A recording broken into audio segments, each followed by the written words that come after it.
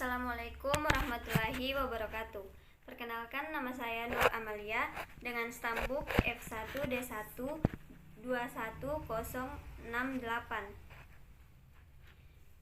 jurusan biologi. Baiklah, di sini saya akan menjelaskan mengenai perbedaan jaringan sel pada hewan dan tumbuhan.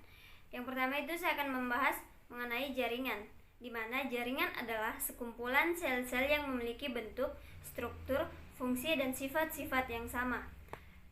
Maksudnya adalah sel-sel yang memiliki bentuk, struktur, dan fungsi yang sama berkumpul menjadi satu dan membentuk suatu jaringan.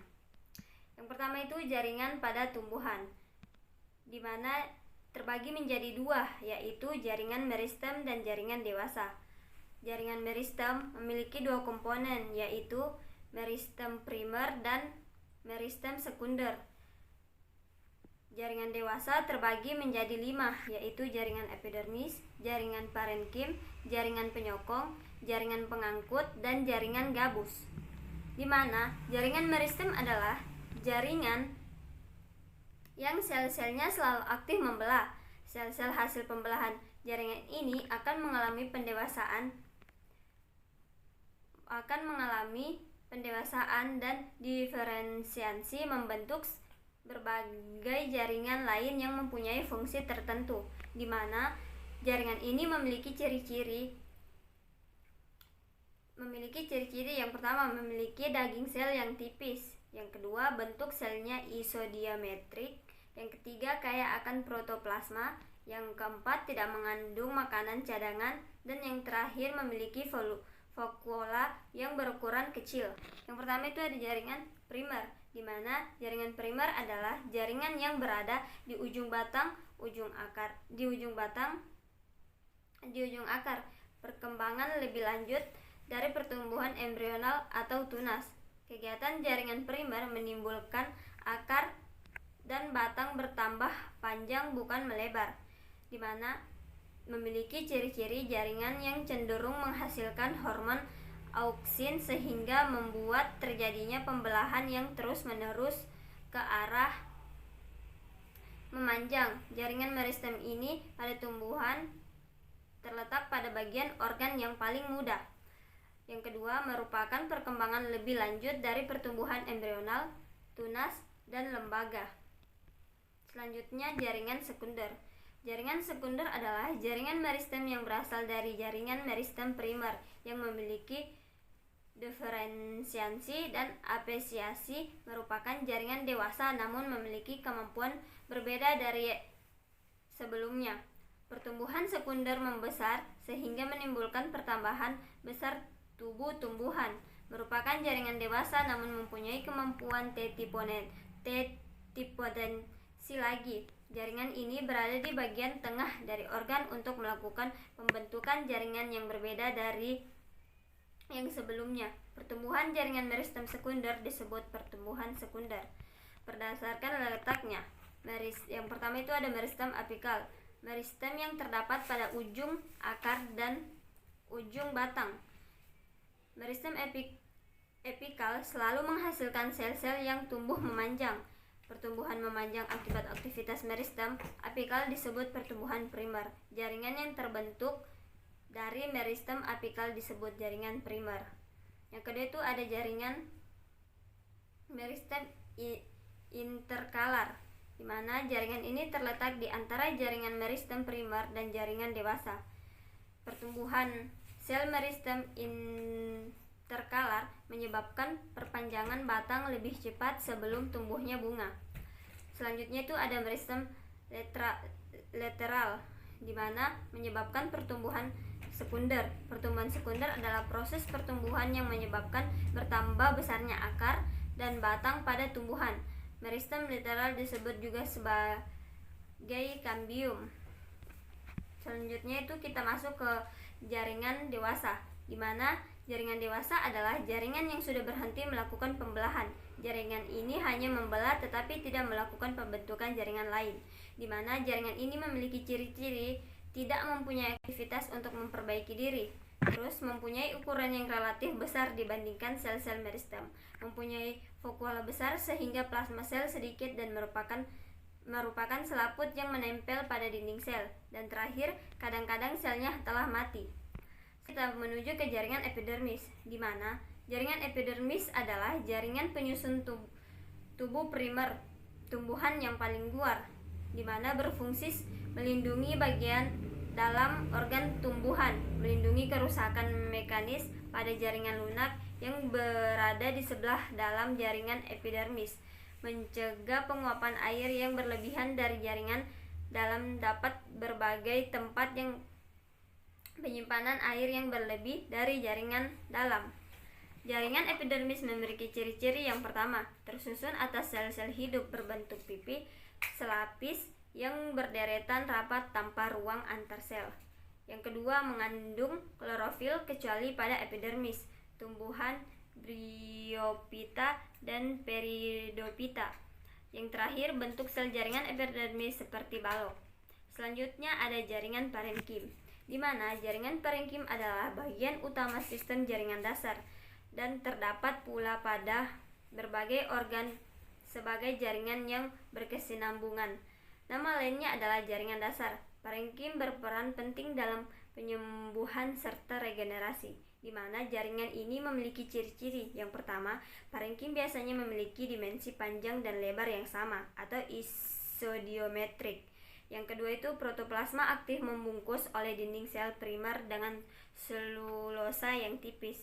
Dan yang terakhir, jaringan parenkim dibedakan menjadi 4, yaitu parenkim asimilasi, parenkim penimbun, parenkim air, dan parenkim penyimpanan udara.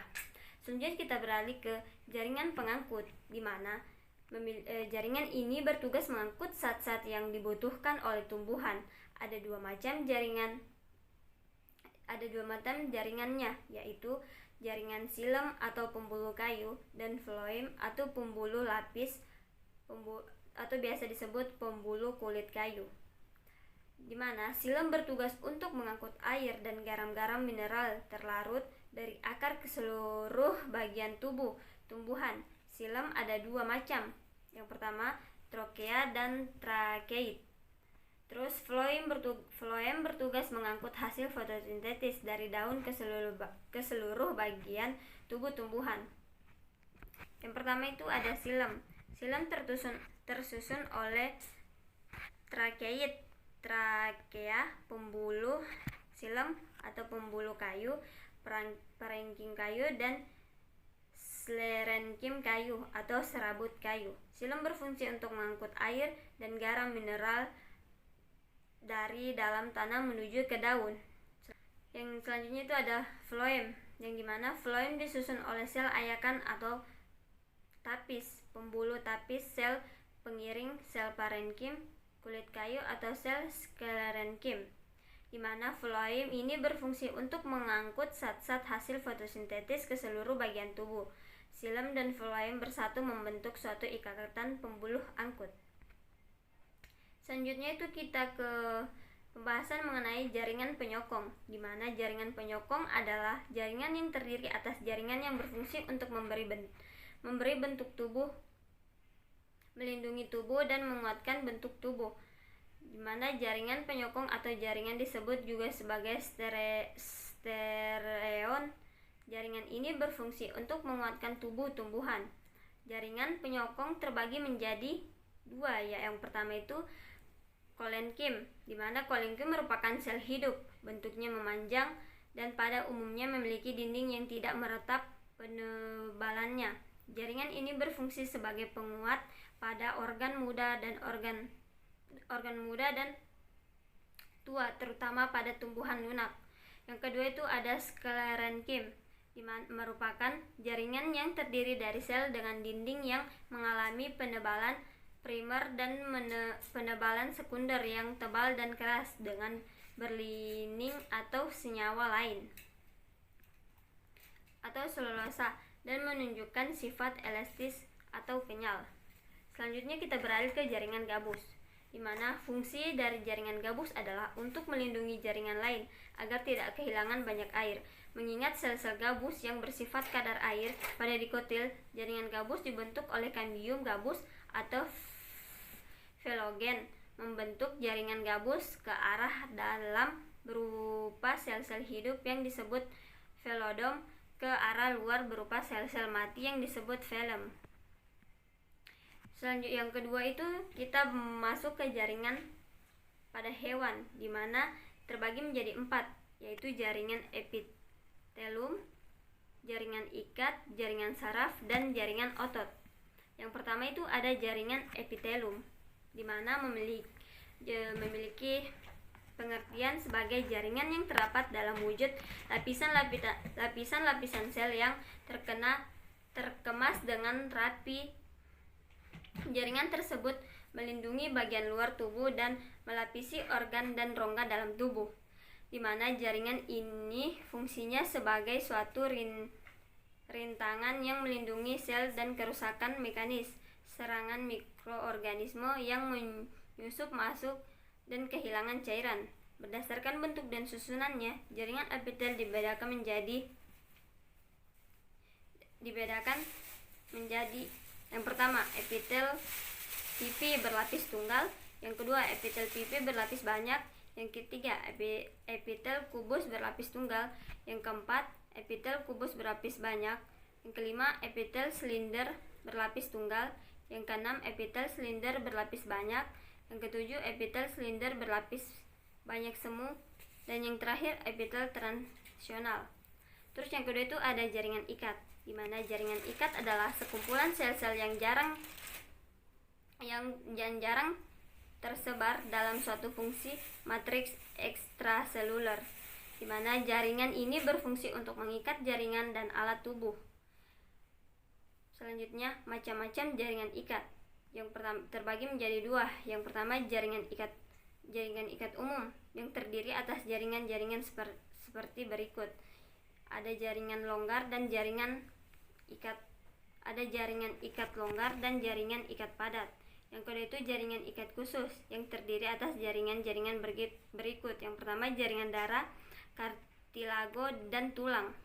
Selanjutnya kita beralih ke jaringan otot, di mana jaringan otot secara embriologi, jaringan otot berasal dari lapisan mesoderm, di mana jaringan ini terdiri atas sel-sel yang memanjang atau berbentuk serabut yang dapat berkonsentrasi karena adanya molekul miofibril.